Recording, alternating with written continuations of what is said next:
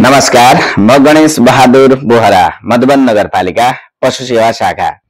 हाल नेपालका केही ठाउँ लगायत यस मधुबन नगरपालिकामा पनि भित्रिएको बायोफ्लक माछा पालन प्रविधिबारे छोटो जानकारी दिन गइरहेको छु। कृपया अन्तिमसम्म हेरेर साथ र सुझाव उपलब्ध गराउनुहुनेछ भन्ने अपेक्षा लिएको छु। बायोफ्लक माछा पालन एक आधुनिक र सघन प्रविधि हो जसमा माछाहरूलाई ट्याङ्की वा बन्द प्रणालीमा उच्च घनत्वमा पालिन्छ। यो प्रविधिले नाइट्रोजन चक्रको सिद्धान्तमा काम गर्दछ।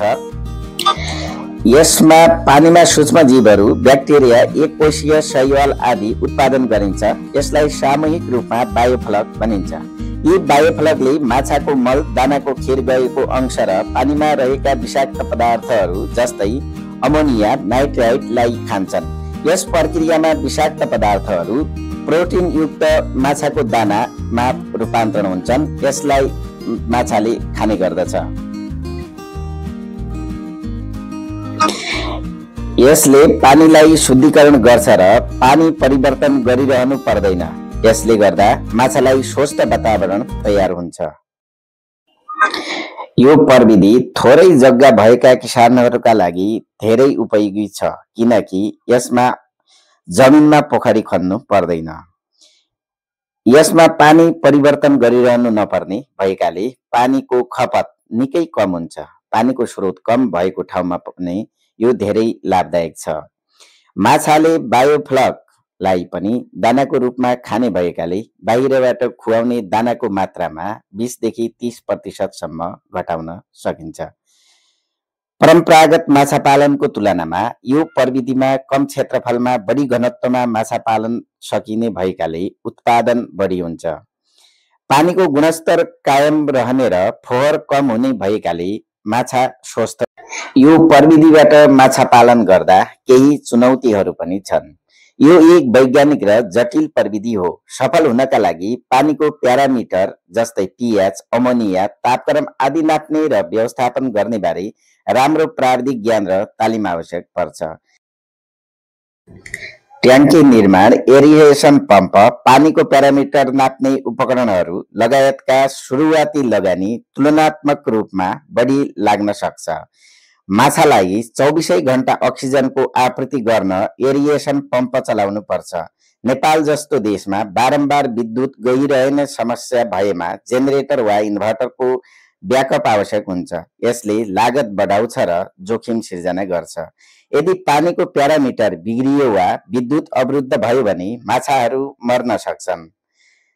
उच्च घनत्वमा माछा पालन गरिने भएकाले कुनै रोग लागेमा छिटो सबै माछाहरूमा फैलिने समस्या आउन सक्छ।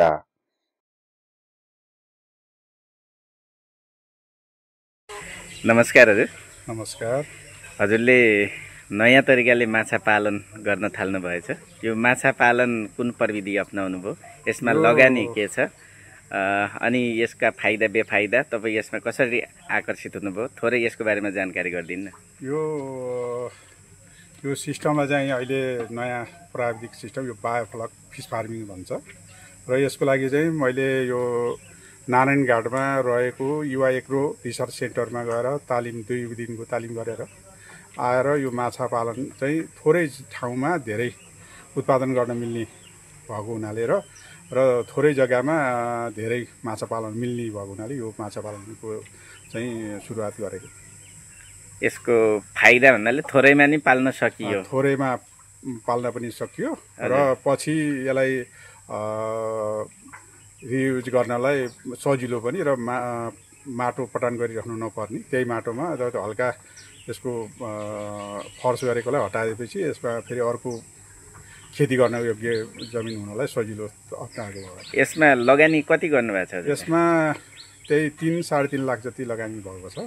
कुन माछा राख्नु भयो? यसमा अहिले पंगास माछा र यसको टाइम अलि पछि ढिलो भएको हुनाले यो भदौको 2 गतेसम्म हुँदाखेरि यसको भुरा नपाएर अहिले खास त्यही 300-350 माछा चाहिँ यसमा प्रयोग गरेको छु। फर्स्ट लट भएको हुनाले यसलाई यसको अनुभव लिनको लागि पनि भनेर अब यसको अर्को लट चाहिँ फागुनमा पहिलो हप्तामा प्रयोग गर्ने विचार छ।